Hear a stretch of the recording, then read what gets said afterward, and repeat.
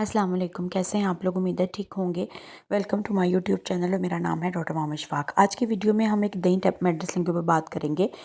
ये मेडिसिन है हमारे पास लेफ्लॉक्स। अगर हम इसके जेनेरिक नेम की बात करें, फार्मूला या सॉल्ट की बात करें, तो वो हमारे पास है लेवोफ्लॉक्सासिन।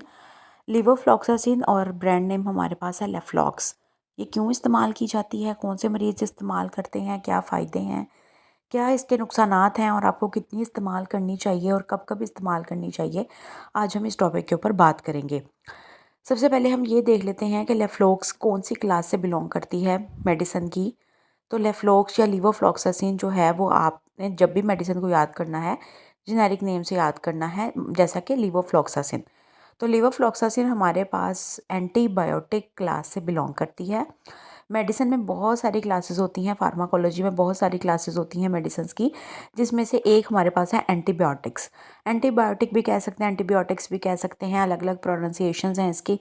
एंटीबायोटिक क्लास से बिलोंग करती है। एंटीबायोटिक्स क्या करती हैं जी? एंटीबायोटिक्स वो दवाइयाँ होती हैं जो कि बैक्टीरिया, जो आपका बैक्टीरिया जरासीम होता है, बैक्टीरिया होता है, उसको मारती हैं, उसको किल करती हैं, जिसकी वजह से आपका जो बैक्टीरियल इन्फेक्शंस होते हैं, बैक्टीरिया की वजह से होने वाले मसाइल जो होते हैं आपको, वो ख़त्म हो जाते हैं आपके जिस्म में।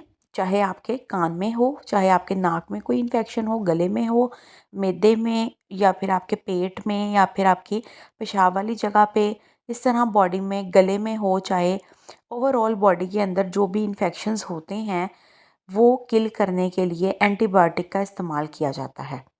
एंटीबायोटिक्स आज जो हम बात कर रहे हैं वो भी हमारे पास एक किस्म की एंटीबायोटिक है, लेफ्लॉक्स। तो लेफ्लॉक्स हमारे पास जो है वो इसी तरह के इन्फेक्शन को किल करने के लिए इस्तेमाल की जाती है। ऐसे मरीज़ जिनको किसी भी किस्म की बॉडी में इन्फेक्शन होती है, ख़ास तौर पे गले में या कान नाक में, या फिर इसके अलावा यूटीआई में, ओवरऑल अगर बॉडी के ऊपर कोई इन्फेक्शन हो गया है, स्किन इन्फेक्शन हो गया है, थ्रोट इन्फेक्शन हो गया है, स्किन के ऊपर कोई फोड़ा बन गया है, इस तरह की कोई मसाइल हो गई है, तो उस कंडीशन में भी आप ये दवाई इस्तेमाल कर सकते हैं। अगर आपके गले में कोई इन्फेक्शन हो गया है, कान में हो गया है, नाक में हो गया, कोई दाना बन गया है, पस पड़ गई है उसमें, तब भी जो है वो आप ये दवाई इस्तेमाल कर सकते हैं। इसके मतलब अगर आपको कोई भी बैक्टीरियल इन्फेक्शन हो गया है तो आप ये दवाई जो है वो इस्तेमाल कर सकते हैं, लेकिन डॉक्टर की प्रिस्क्रिप्शन के हिसाब से। दवाई को खुद से आपने नहीं इस्तेमाल करना होता, ये नुकसानदेह साबित हो सकती है। इसके अलावा ये मैदे या पेट के में कोई इन्फेक्शन हो गया है तो उसमें भी इस्तेमाल करवाई जाती है। इसके अलावा यूटीआई में जो आपका यूरिनरी ट्रैक होता है, पेशाब वाली जगह होती है, उसमें अगर कोई इन्फेक्शन हो गया है, बैक्टीरियल इन्फेक्शन हो गया है, तो उसमें भी जो है वो ये दवाई इस्तेमाल करवाई जाती है। अब हम देखते हैं कि ये कब इस्तेमाल की जाती है, कितना टाइम आपने इसको यूज़ करना है। तो ये दवाई जो है वो नॉर्मली तो एंटीबायोटिक्स लेने से मना किया जाता है, क्योंकि इसके साइड इफ़ेक्ट्स नुकसानदेह होते हैं बहुत ज़्यादा। तो लेकिन चूँकि अब इन्फेक्शन अगर हो गया है आपको और आपने डॉक्टर को मुकम्मल अपना चेकअप भी करवा लिया है, तो एंटीबायोटिक्स जो हैं वो आपको रिकमेंड की जाती हैं। लेकिन उनकी डोज़ आपने कम से कम लेनी होती है। कोशिश करें कि 24 घंटे में एक ही दफ़ा आप टैबलेट लें। चाहे आप जो है वो दिन में ले लें, चाहे रात में ले लें, लेकिन आपने एक ही टाइम में लेनी है।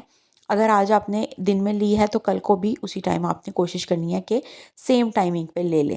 लेकिन अगर आपको इन्फेक्शन ज़्यादा है तो फिर डॉक्टर आपको 2 दफ़ा दिन में रिकमेंड करते हैं कि सुबह और शाम खाने के बाद, खाने के घंटे के बाद जो है वो आपने टैबलेट का इस्तेमाल करना है। खाना खाने के घंटे या आधे घंटे या डेढ़ घंटे के बाद आप टैबलेट का इस्तेमाल जो है वो कर सकते हैं।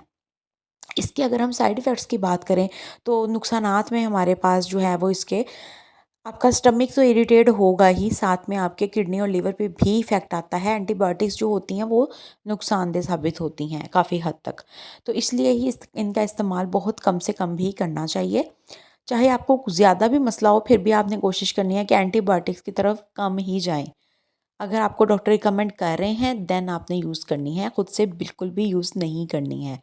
इसके अलावा ये आपको ड्राई माउथ कर देती है, एलर्जिक इश्यूज़ हो जाते हैं कुछ लोगों को जो है वो पेट के इश्यूज़ हो जाते हैं, कॉन्स्टिपेशन, डायरिया, कुछ इस तरह के मामलात जो हैं वो मरीज़ों के साथ हो सकते हैं। तो कोशिश यही करनी है कि कभी भी सेल्फ मेडिकेशन नहीं करनी है। इस तरह की वीडियोस जस्ट फॉर नॉलेज होती हैं। बस आप लोगों ने दवाई कभी भी खुद से इस्तेमाल नहीं करनी है। अपना बहुत सारा ख्याल रखिएगा। चैनल को सब्सक्राइब कर लीजिएगा, वीडियो को शेयर कीजिएगा और बेल आइकन को प्रेस कर दीजिएगा ताकि आपको सारी इन्फॉर्मेटिव वीडियोस जल्द अज जल्द मिलती रहा करें। अल्लाह हाफिज़।